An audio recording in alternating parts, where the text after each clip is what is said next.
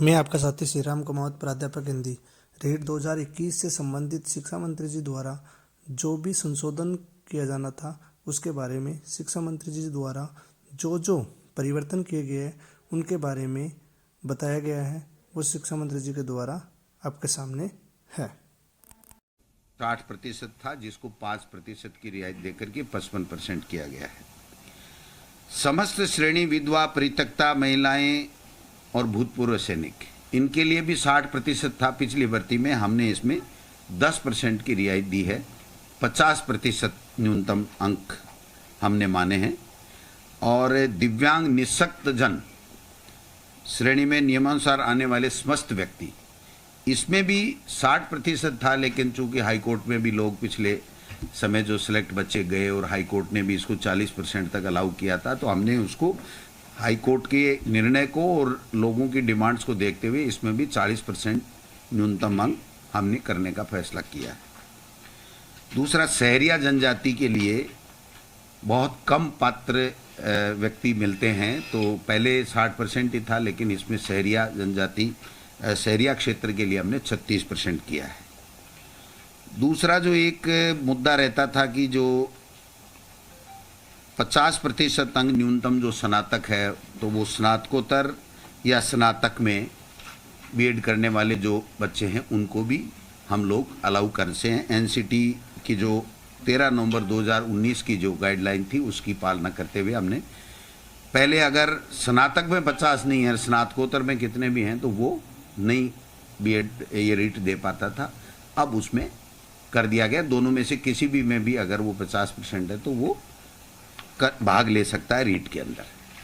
दूसरा जो न्यूनतम अंकों का था, बाकी अन्य कैटेगरी के लिए जो 12वीं में या जो बीए में, उनमें जो छूट थी वो ईडब्ल्यूएस और ये जो हमारा दूसरी दोनों एमबीसी है उसमें भी उसको शामिल करते हुए पहले की तरह बराबर इन दोनों कैटेगरी को भी हमने शामिल कर लिया है।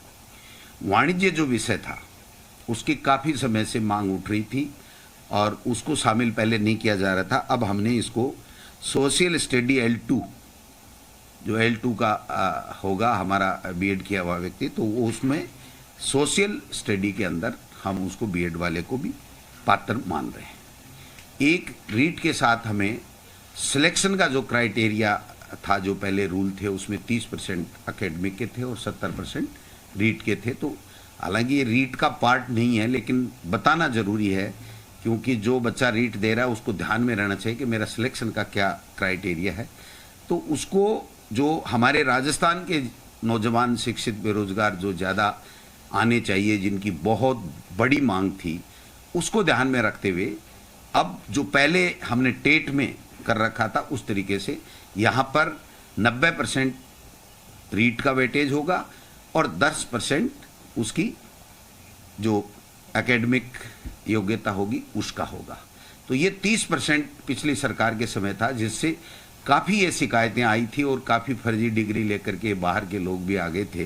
तो मैं समझता हूँ राजस्थान के लोगों को ज़्यादा से ज़्यादा वेटेज मिले, इसके लिए भी हमने किया है। एक जो राजस्थान के बेरोजगार बच्चों को ज़्यादा से ज़्यादा मौका मिले, इसलिए 2011 में पहले जो सिलेबस बना था, तो इसमें जो एनसीटी की गाइडलाइन है उसमें है कि प्रचलित पाठ्यक्रम के हिसाब से आपको सिलेबस देना है।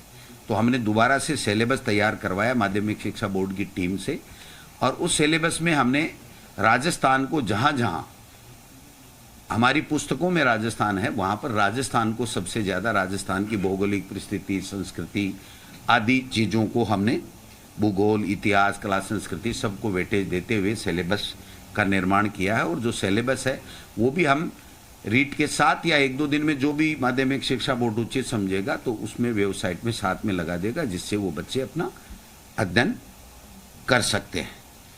बाकी जो मोटा मोटी चीज़ है, एक बात कन्फ्यूजन चल रहा था कि बीएड वालों को L1 और L2 दोनों में लिया जाएगा, नहीं लिया जाए। तो एनसीटी की गाइडलाइन का हमने अच्छे तरीके से अध्ययन किया है, उसमें राज्य सरकार के ऊपर छोड़ा गया है। और एक शर्त ये भी है कि अगर कोई बीएड किया हुआ व्यक्ति L1 देता है तो उसको 2 साल के अंदर अंदर ब्रिज कोर्स करना पड़ेगा 6 महीने का, और वो ब्रिज कोर्स उस संस्था से कराएगा जो एनसीटी के द्वारा मान्यता प्राप्त संस्था होगी।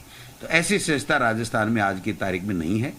और बीएड के बच्चों को चूंकि फर्स्ट ग्रेड में, व्याख्याता में, सब में मौका मिलता है, तो बीएसटीसी के बच्चों को केवल L1 में मौका मिलता है। तो जब राज्य सरकार का क्षेत्राधिकार पे उनके विवेक के ऊपर छोड़ा गया, तो इसलिए राज्य सरकार ने दोनों वर्गों का ध्यान रखते हुए बीएसटीसी के बच्चों का वो जो डीएलईडी जिसको बोलते हैं उसका भी ध्यान रखा है और बीएड वालों का भी ध्यान रखा है। तो L1 है, उसमें केवल डीएलईडी यानी बीएसटीसी के बच्चे आएंगे और L2 में बीएड वाले बच्चे आएंगे। एक और महत्वपूर्ण निर्णय मैं इस मौके पर मैम को भी धन्यवाद देना चाहूँगा कि जब आप मेरे चैनल SRK एजू हब को सब्सक्राइब करें, जिससे रीट 2021 की विज्ञप्ति के बारे में जो भी जानकारी है वो आपको संपूर्ण रूप से बता दी जाएगी। धन्यवाद साथियों।